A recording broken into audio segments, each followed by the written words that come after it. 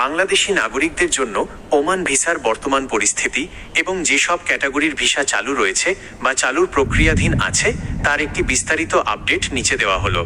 2023 সালের অক্টোবর মাসে ওমান সরকার বাংলাদেশিদের জন্য সব ধরনের ভিসা সাময়িকভাবে স্থগিত করেছিল। পরবর্তীতে দীর্ঘ কূটনৈতিক আলোচনার পর বেশ কিছু বিশেষ ক্যাটাগরিতে ভিসা পুনরায় চালু করা হয়।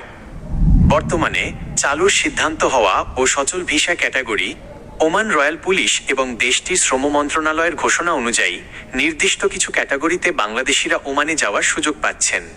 দক্ষ ও পেশাদার ক্যাটাগরি স্কিল্ড এবং প্রফেশনাল ভিসা চিকিৎসক, ডাক্তার, প্রকৌশলী, ইঞ্জিনিয়ার, নার্স, শিক্ষক, হিসাবরক্ষক, অ্যাকাউন্টেন্ট এবং আইটি ও আর্থিক খাতের মতো উচ্চ দক্ষতা সম্পন্ন পেশাজীবীরা এই ভিসার আওতাভুক্ত।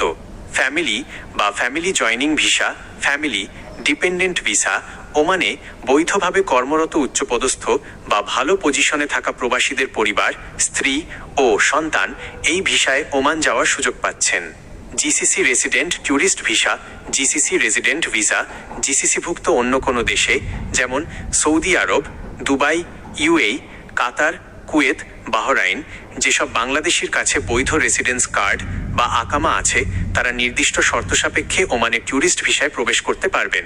অফিসিয়াল ও কূটনৈতিক ভিসা, অফিসিয়াল এবং ডিপ্লোম্যাটিক ভিসা সরকারি বা কূটনৈতিক কাজের জন্য নির্ধারিত বিশেষ ভিসা। বিনিয়োগকারী ভিসা, ইনভেস্টর ভিসা ওমানে যারা ব্যবসা বা বিনিয়োগ করতে আগ্রহী তাদের জন্য এই ক্যাটাগরি উন্মুক্ত। সাধারণ ওয়ার্ক বা লেবার ভিসা চালুর সর্বশেষ আপডেট 2026। সাধারণ বা অদক্ষ, আধা দক্ষ, আনস্কিল্ড এবং সেমি স্কিল্ড কর্মীদের কাজের ভিসা বা লেবার ভিসা চালুর বিষয়ে একটি বড় অগ্রগতি হয়েছে। সর্বশেষ অগ্রগতি 2026 সালের জানুয়ারি মাসে রিয়াদে অনুষ্ঠিত আন্তর্জাতিক শ্রম সম্মেলন গ্লোবাল লেবার মার্কেট কনফারেন্সের সাইডলাইনে বাংলাদেশের প্রবাসী কল্যাণ উপদেষ্টা এবং ওমানের শ্রমমন্ত্রীর মধ্যে একটি গুরুত্বপূর্ণ বৈঠক অনুষ্ঠিত হয়।